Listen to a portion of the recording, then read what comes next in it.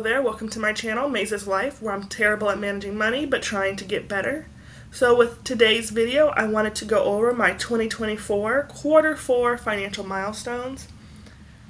I hope you don't mind, it is raining outside. Hopefully it's not too loud or distracting, but let's go ahead and get started. So as always, on the left hand side, I have all my financial milestones listed down below. As you can see, these are my financial milestones that I'm tracking so far that should occur within the next 10 years. As you can see, I have several that end in either 2033 or even 2032. If you have any suggestions on more financial milestones that I should be accomplishing, please leave them down below. But these are all the ones that I have. And as you can see with column C, I already have some that have completed. But let's go ahead and get started. So here, as you can see, I have where I started in September of 2023, this current debt-free journey. And I had that just sell frozen so that way we can see where I started from and where I currently am as of quarter 4 2024. So I'm not going to go too much into these debt-free milestones because I have my monthly debt confessions videos. But as you can see here with my Chase Freedom credit card, which is the card that I use every day, started off at $0 in 2023, September 2023. It's now at over $10,000 in December of 2024. However, this is a card that I'm going to start trying to focus to pay off. I have started opening new credit cards to balance transfer to get my interest rate lower.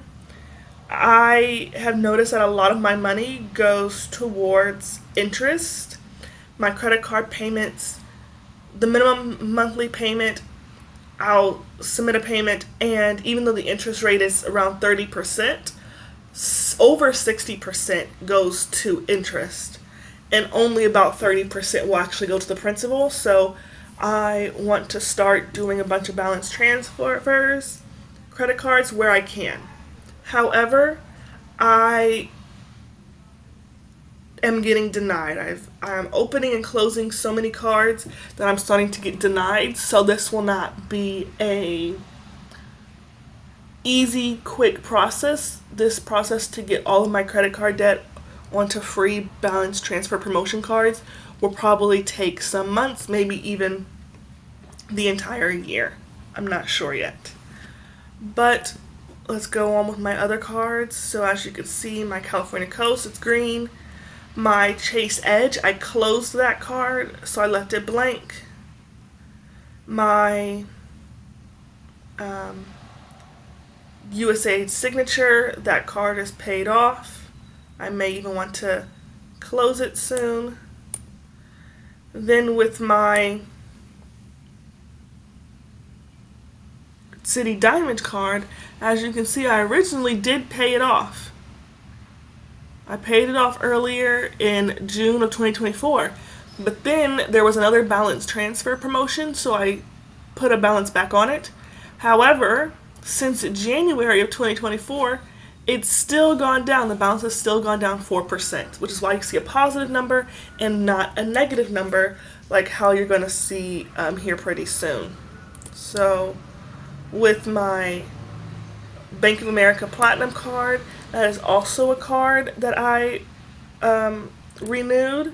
So it is currently at 77%. Then paid off for the year. So then we have my USA rate card that has gone down 47%. My Chase Sapphire card, it is now closed. I actually will want to restart it, but since I did have a bounce beginning of the year, I'm still going to keep it 100% because it was 100%. So actually, you know what, let me put that green there. It's an accomplishment. Let me highlight my accomplishments. Then for my Wells Fargo card and the Citi Double Cash credit card.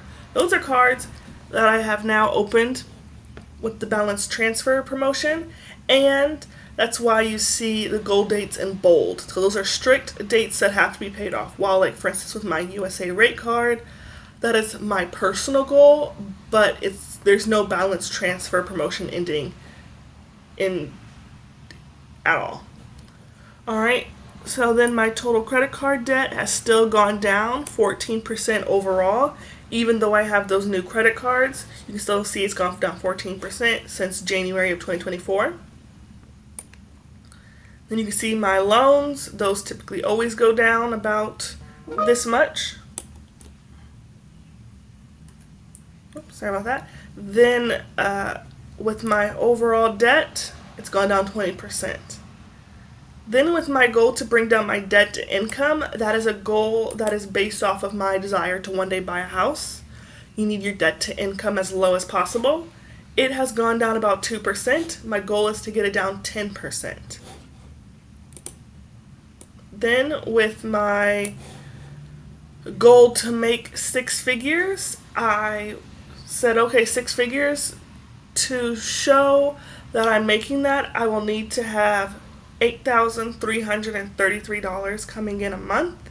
And just because I have a second job and because I also have a roommate, or I had a roommate, to make sure that it's not just a fluke month with something to those things, or even with something like a tax return, I said make this much money for 3 months in a row.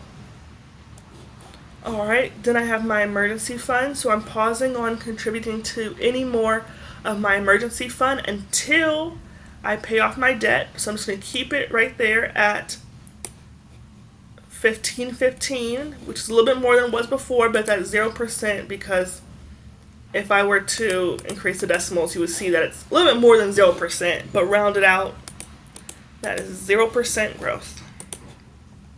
Let me scroll down here. So you'll see that the rest of these goals, they're just going to be left blank with a little dash, because I'm not going to start working on them until I accomplish this goal first of saving $3,000. And then my other goals, that's also in relation to me buying a home.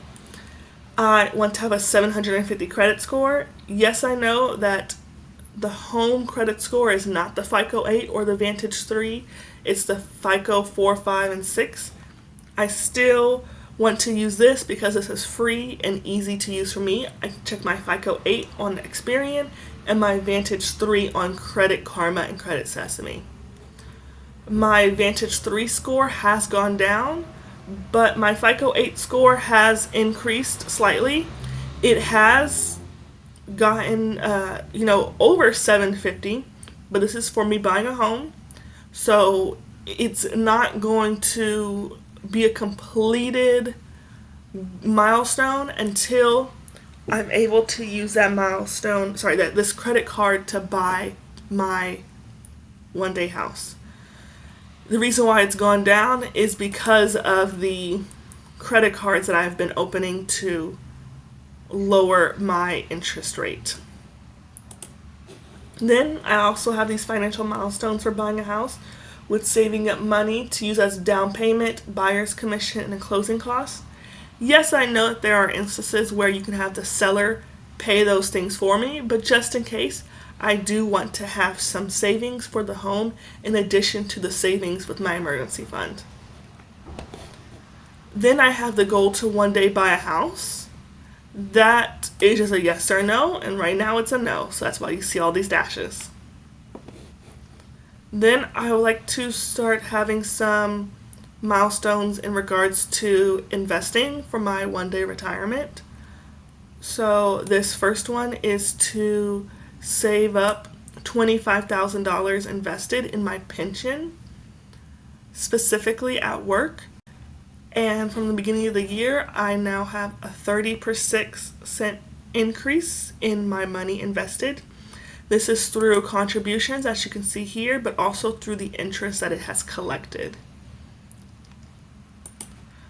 And just like with my emergency fund, these other milestones will not be completed until the one prior to it has been completed. So that's why you see the dashes and then the blanks. And then my last milestone is to max out my Roth IRA contribution.